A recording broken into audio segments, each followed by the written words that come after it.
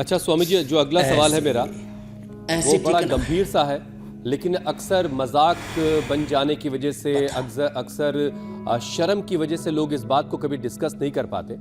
अब देखिए स्वामी जी, अक्सर ऐसा सुनने में आता है कि खांसने की वजह से या जोर से हंसने से या छींकने से कई बार लोगों को यूरिन लीकेज हो जाता है कई बार, और ये बात लोग अक्सर छिपाते ही हैं। और ऐसे में स्वामी जी जरा ये बताइए कि कौन कौन से ऐसे शुरुआती लक्षण हो सकते हैं, संकेत हो सकते हैं जिससे ये माना जाए कि पेल्विक फ्लोर अब कमजोर हो रही है और इसको अब संभालने का, इसको दुरुस्त करने का वक्त आ गया है। देखो, दो बातें ध्यान से सुन।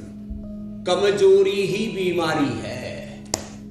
जब ये पेल्विक हेल्थ कमजोर होती है ना, तो विवाहित लोगों के तो वैवाहिक दाम्पत्य जीवन में बहुत ही गड़बड़, झाला घोटाला हो जाता है, झमेला हो जाता है। दूसरा, यहाँ पर थोड़ा थोड़ा पेटों में दर्द है, फिर ये थोड़ा थोड़ा कमर में दर्द है, फिर जो है कभी कभी कहते हैं ना कमर में झटका लग गया।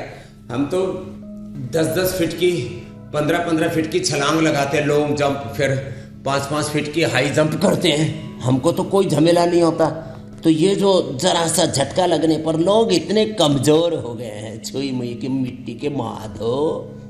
और ये जो पेडू भाग में थोड़ा पेन सा रहता है, माताओं बहनों को पीरियड के समय पेन, और चलो माताओं बहनों को तो 5-7 दिन प्रॉब्लम रहती है, इन पुरुषों का तो रोज का ही झमेला है। पेट में, पेडू भाग में दर्द, जिनको बहुत ज्यादा विंड निकलती है, गैस निकलती है, फिर जो है यूरिन रुक रुक करके आता है, यूरिन में झाग सा आता है। ये प्रोटीन लीकेज तो उसका एक सामान्य लक्षण है, वो तो सामान्य सिम्टम है। तो यूरिन में झाग सा निकलने लगे, पेशाब के पहले बाद में थोड़ा चिकना चिकना पदार्थ से निकलने लगे।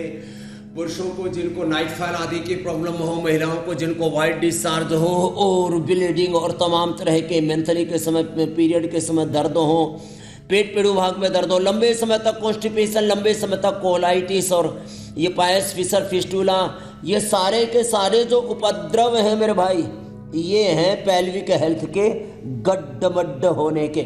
भूख अच्छी नहीं लगती, मंडूकासन, योग मुद्रासन, ऐसे भी और ऐसे भी भूख अच्छी नहीं लगती है, खाया पिया हजम नहीं होता है, डकारें आती हैं, शरीर में ताकत नहीं है।